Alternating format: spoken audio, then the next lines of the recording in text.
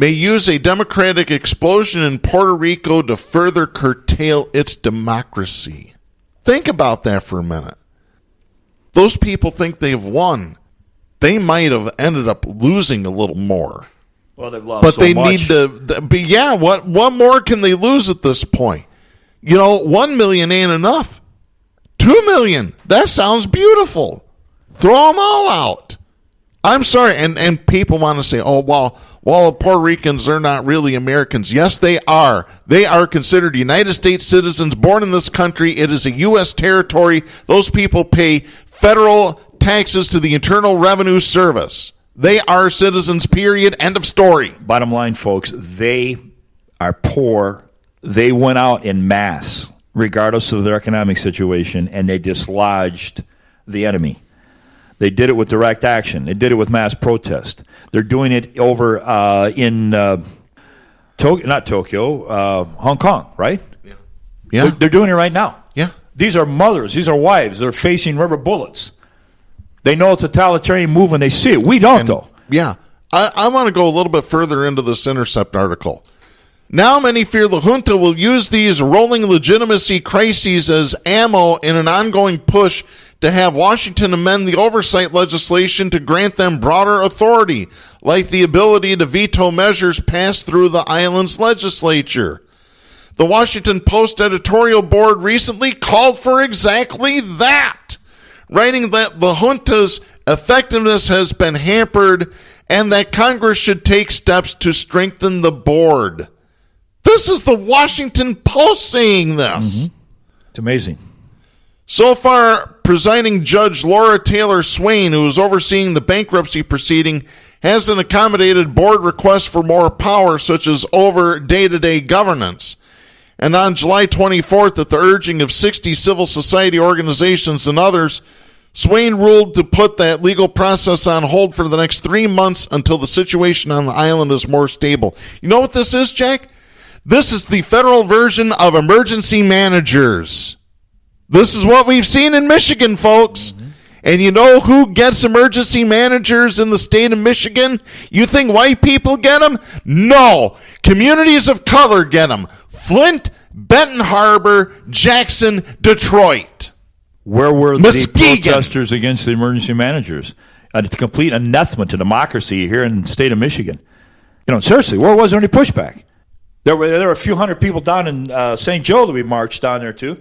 But you have, in Jeff Smith's words, a kernel of truth that is an example. Look at what they did, and in a short time. Again, and these weren't organized parties. These were people that realized they were getting screwed. Yeah. Speaking of Benton Harbor, did you see the story? I think it was the Detroit News that published this, that Dana Nessel has chimed in on what's been happening in Benton Harbor. This is an opinion piece. This is by Bankhall Thompson, writing for the Detroit News. The Detroit News, which is not a liberal newspaper, not even close.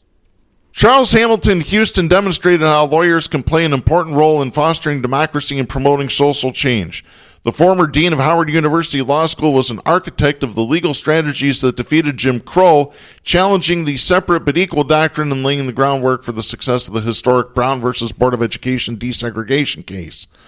Also a mentor to former U.S. Supreme Court Justice Thurgood Marshall, Houston was a quintessential example of how lawyers can remove barriers to change and improve conditions in communities that are racially and economically disadvantaged. I'm going to skip down a little bit. The recent statement from Attorney General Dana Nessel's office that Governor Gretchen Whitmer has no legal basis to shut down the only high school in Benton Harbor, a segregated poor black community, underscores Houston's views of lawyers as a critical part of the last line of defense for voiceless and disenfranchised communities. Her office's opinion is a blow to the governor, who has been insisting for the last 2 months that she had no choice but to close Benton Harbor High School in order to save the school district. That's not true. So, you know what the Detroit News says might happen now? Emergency manager. Here we go again. This is just which they unbelievable. Should have listened to our dictate, which was you go in there and you save the school. Yep. Whitmer. You don't give them any directives or expectations, which is exactly what she did. Yeah. You say, we keep public schools open, like we keep public transportation open, or we have the public post office.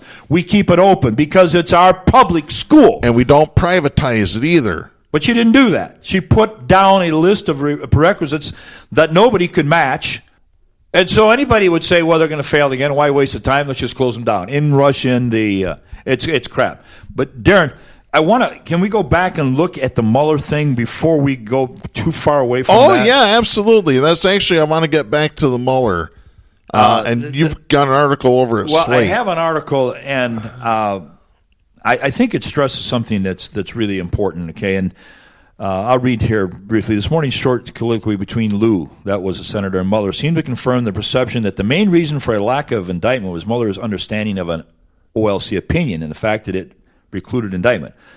Liberal tweeter assumed that this was the great gotcha moment of the hearing. Now, what do they mean by the great gotcha moment?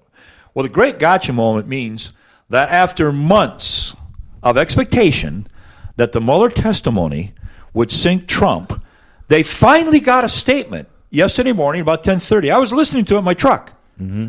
And I'm going to paraphrase here. They asked him a question. They said, because of the fact that a seated president cannot be indicted, is that why you didn't indict Trump? I have the exchange right here. This is Ted Lieu, Democrat, California representative, member of Congress.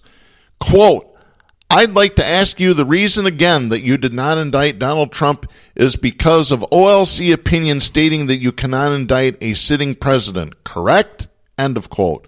Mueller's response, that is correct. Whoa, stop the presses, Darren. By the way, OLC, because it's never been explained, I haven't heard any news outlets say what OLC is. That's the Office of Legal Counsel. It got Kamala Harris so hot, she immediately went on Twitter and Facebook and every other source to say, that's it. That's the gotcha moment. He's really worthy of indictment. All the Democrats got stiff across the United States. They couldn't control themselves, Darren. They finally got what they were looking for. Mm-hmm. So in true fashion, what did Mueller do? It wasn't a half hour later. He retracted this. No, that's not what I meant. He walked it back. He walked it back, and I have that quote here, and you could hear the air go out of the balloon. Air that was pumped in. You got it there to read it. But before you read that, this was air that was pumped into a balloon for months ahead of time by the Democratic Party. And it went up in a puff of smoke. You remember the old Indiana Jones segment where this big German guy is standing in front of Indiana Jones and Harrison Ford goes over and gives him his best shot right in the jaw. Mm-hmm. And he shakes it off. The German guy just shakes. You gave Trump your best shot, Democratic Party. And it bounced off of him, and you got nothing today. You're holding nothing today on the eve of the next election. He's got more energy and synergy than he needs, and you gave it to him, Democrats. You handed it to him. Yesterday was the end of a miserable, failed pitch, a punch that landed nothing, did nothing. Mm-hmm. It's been called by progressives a dud moment, a complete. Go ahead and read the response there. This is the article in question. This is Dahlia Lithwick writing for Slate.com. Many listeners didn't believe that this was what Mueller had intended to say, and they would be correct. In his opening statement in Wednesday afternoon's testimony before the House Intelligence Committee, Mueller was quick to correct that misimpression. Quote, now, before we go to questions, I want to go back to one thing that was said this morning by Mr. Lieu, who said, and I quote, you didn't charge the president because of the OLC opinion. That is not the correct way to say it. As we say in the report, and as I said at the opening, we did not reach a determination as to whether the president committed a crime. End of quote. And where does this leave us, Darren? Yeah. Basically exactly where I'm reading, where we were before, which should be unsurprising to anyone who watched as Mueller performed at peak Bartleby all morning, refusing to read words from his own report, which was shocking. Yeah. I heard it. Leaving House members to read them instead, declining to amplify anything in the report beyond noting that it was correct, and mullishly, that's a good term, resisted anyone's characterization of any legal elements of, say, obstruction.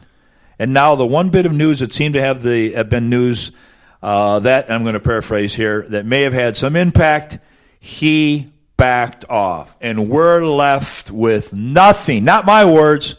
The words of this article, well written. That's what you got, Democrats. Nothing. The last sentence phrases this real good. It was a misstep that was misunderstood and then retracted. A perfect capsule performance of how dragging an unwilling witness into a polemical hearing was never going to go well. You might have guessed, Democrats. You might have looked at the profile of Mueller and realized that's been his mode of operation all along. He's an absolute in bed with conservatives. He has been before, and the FBI. He botched a number of, if you have time, you can look where he screwed up the anthrax report here, and a report from Real Clear Politics says, Comey and Mueller bungled the anthrax case. Another article, Robert Mueller and James Comey are not your heroes. You paste, and I can read, I don't have time, I can read where Democrats stood up and said, this guy's great. This guy is totally impartial. He's not on the right, he's not on the left. He's going to do the job for you. Well, you just saw the job, Darren. He not only struck out 3 strikes in a row, he just gave you the finger, Democrats. Progressives, he dropped his bat and mooned you. He pulled his pants down and he mooned all the left side of the stadium. No, that's not hyperbole in any way. It's the mental image. Thanks for putting that in my head, Jack. No, I really he did, didn't though. need to What see the hell that. are we left with now? And do you know how many issues the Democrats could have fought over in the same 6-month period? Yeah. They could have made an issue of? Hell no. No, they keep...